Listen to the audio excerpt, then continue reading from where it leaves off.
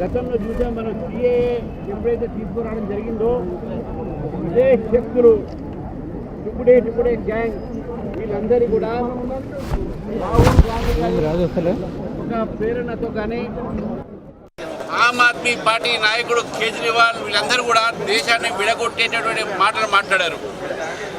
టుకుడే gang మనం చూసినాము. ఆ టుకుడే గ్యాంగే ఈరోజు కొత్త పేరుతో సిజేపీ అనే పేరుతో ముందుకు రావడం జరిగింది. ఆ ప్రదర్శనలో ఎవరు కూడా స్టూడెంట్స్ నీట్ రాసిన వాళ్ళు లేరు. అక్కడ వచ్చిన వాళ్లకు సగం మందికి నీట్ అనేటటువంటి ఏంటి అని కూడా తెలియదు.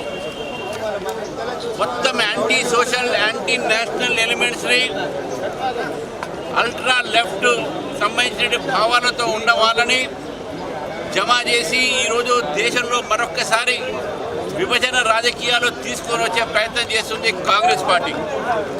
పార్లమెంట్ నడుస్తుండగా ఒక పార్లమెంట్ సభ్యుడు బాధ్యత ఏంటంటే ప్రజల తరఫు నుంచి పార్లమెంట్లో మాట్లాడాలి.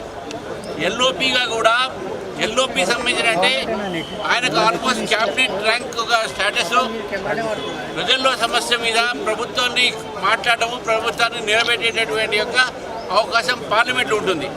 పార్లమెంట్ నడుస్తున్న సమయంలో ఎల్ఓపి పార్లమెంట్లో మాట్లాడకుండా ప్రధానమంత్రి గారి నివాసం దగ్గర పోవడం అనేది ఇది ప్రజాస్వామ్యంలో ప్రజాస్వామ్య ఒక పద్ధతికి విరుద్ధం అని చెప్తా ఉన్నాను. ఈరోజు రాహుల్ గాంధీ గారిని నేను అడుగుతా ఉన్నాను, నీటి మీద ప్రభుత్వము చర్చకు సిద్ధం ఉంటే మీరు ఎందుకు చర్చకు రావట్లేదు? మీరు ఎందుకు చర్చ కంటే మీ దగ్గర మెటీరియల్ లేదు కాబట్టి empty vessels make more noise లానే మీ మెదడులో ఏమీ లేవు కాబట్టి మీరు రోడ్ల మీద పడి ఏదో డ్రామా కోసము అట్రాక్షన్ కోసం చేస్తూ ఉన్నారు.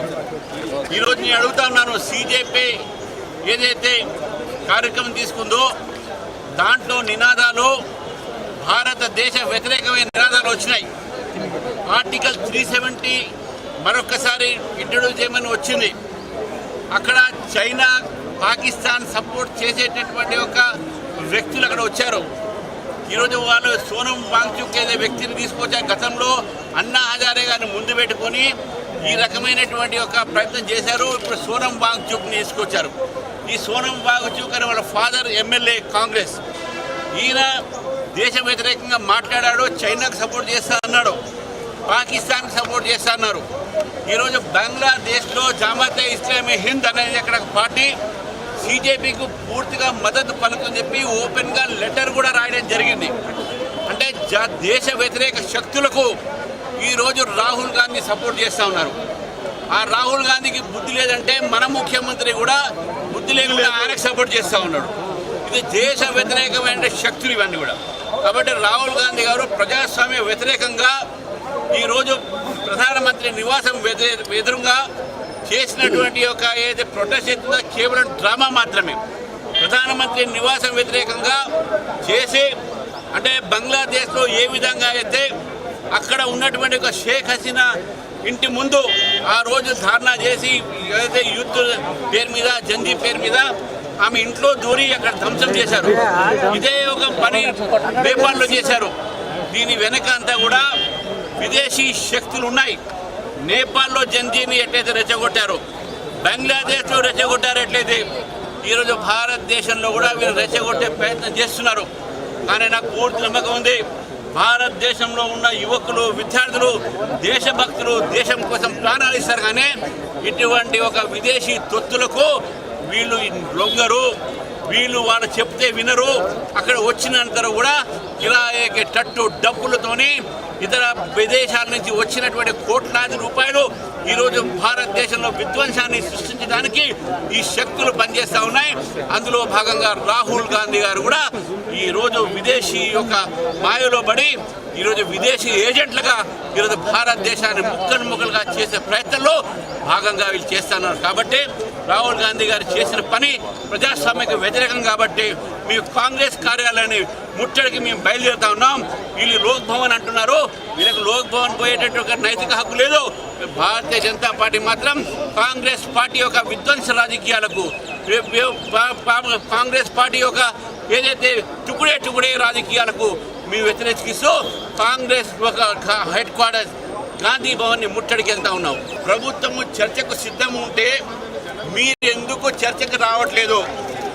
మీరు ఎందుకు చర్చ కంటే మీ దగ్గర మెటీరియల్ లేదు కాబట్టి empty vessels make more noise లానే మీ మెదడులో ఏమీ లేవు కాబట్టి మీరు రోడ్ల మీద పడి ఏదో డ్రామా కోసము అట్రాక్షన్ కోసం చేస్తూ ఉన్నారు. ఈరోజు నేను అడుగుతా ఉన్నాను, సిజేపీ ఏదైతే కార్యక్రమం తీసుకుందో దాంట్లో నినాదాలు భారతదేశ వ్యతిరేకమైన నినాదాలు వచ్చినాయి. ఆర్టికల్ 370 మరొకసారి ఇంట్రడ్యూస్ చేయమని వచ్చింది.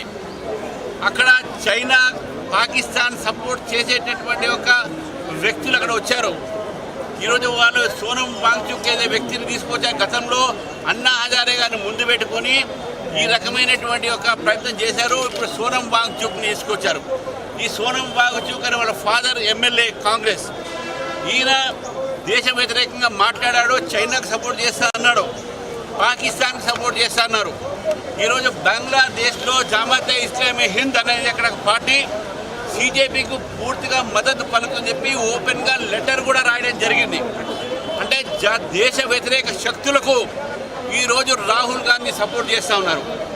ఆ రాహుల్ గాంధీకి బుద్ధి లేదంటే మన ముఖ్యమంత్రి కూడా బుద్ధి లేకుండా ఆయనకు సపోర్ట్ చేస్తూ ఉన్నాడు. ఇది దేశ వ్యతిరేకమైన శక్తులు ఇవన్నీ కూడా. కాబట్టి రాహుల్ గాంధీ గారు ప్రజాస్వామ్య వ్యతిరేకంగా ఈరోజు ప్రధానమంత్రి నివాసం ఎదురుగా చేసినటువంటి ఒక ఏదైతే ప్రొటెస్ట్ చేస్తుందో కేవలం డ్రామా మాత్రమే. ప్రధానమంత్రి నివాసం వ్యతిరేకంగా చేసి అంటే బంగ్లాదేశ్లో ఏ విధంగా అయితే అక్కడ ఉన్నటువంటి ఒక షేక్ హసీనా ఇంటి ముందు ఆ రోజు ధారణా చేసి ఏదైతే యూత్ పేరు మీద జంజీ పేరు మీద ఆమె ఇంట్లో దూరి అక్కడ ధ్వంసం చేశారు. ఇదే ఒక పని నేపాల్లో చేశారు. దీని వెనక అంతా కూడా విదేశీ శక్తులు ఉన్నాయి. నేపాల్లో జంజీని ఎట్లయితే రెచ్చగొట్టారు, బంగ్లాదేశ్లో రెచ్చగొట్టారు, ఎట్లయితే ఈరోజు భారతదేశంలో కూడా వీళ్ళు రెచ్చగొట్టే ప్రయత్నం చేస్తున్నారు. కానీ నాకు పూర్తి నమ్మకం ఉంది, భారతదేశంలో ఉన్న యువకులు, విద్యార్థులు, దేశభక్తులు దేశం కోసం ప్రాణాలు ఇస్తారు. కానీ ఇటువంటి ఒక విదేశీ తొత్తులకు వీళ్ళు లొంగరు, వీళ్ళు వాళ్ళు చెప్తే వినరు. అక్కడ వచ్చినంత కూడా ఇలా టట్టు డబ్బులతోని ఇతర విదేశాల నుంచి వచ్చినటువంటి కోట్లాది రూపాయలు ఈరోజు భారతదేశంలో విధ్వంసాన్ని సృష్టించడానికి ఈ శక్తులు పనిచేస్తూ ఉన్నాయి. అందులో భాగంగా రాహుల్ గాంధీ గారు కూడా ఈరోజు విదేశీ యొక్క మాయలో పడి ఈరోజు విదేశీ ఏజెంట్లుగా ఈరోజు భారతదేశాన్ని ముక్కలుగా చేసే ప్రయత్నంలో భాగంగా వీళ్ళు చేస్తున్నారు. కాబట్టి రాహుల్ గాంధీ గారు చేసిన పని ప్రజాస్వామ్యకు వ్యతిరేకం. కాబట్టి మేము కాంగ్రెస్ కార్యాలయాన్ని ముట్టడికి మేము బయలుదేరుతా ఉన్నాం.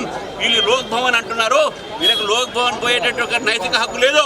భారతీయ జనతా పార్టీ మాత్రం కాంగ్రెస్ పార్టీ యొక్క విధ్వంస రాజకీయాలకు, కాంగ్రెస్ పార్టీ యొక్క ఏదైతే టుకుడే రాజకీయాలకు మేము వ్యతిరేకిస్తూ కాంగ్రెస్ ఒక హెడ్ క్వార్టర్స్ గాంధీ భవన్ని ముట్టడికి వెళ్తా ఉన్నాం.